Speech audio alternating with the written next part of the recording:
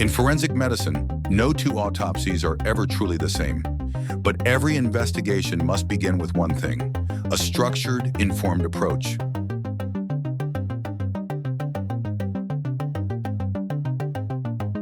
Before the scalpel touches the skin, we start with case triage. In clinical medicine, it's called anamnesis.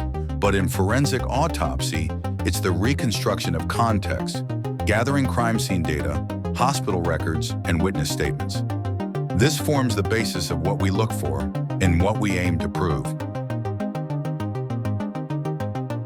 The external examination is not just about what we see, it's what we suspect.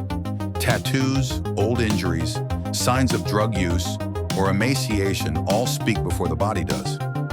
Radiological imaging may follow, especially when no medical history exists. Each case demands its own algorithm. We don't open a body the same way each time. Instead, we ask, what are we trying to confirm? What must we rule out? This mindset prevents both over-dissection and missed evidence. A forensic autopsy is not just about what is done, it's about why and how. The right approach turns a body into a witness.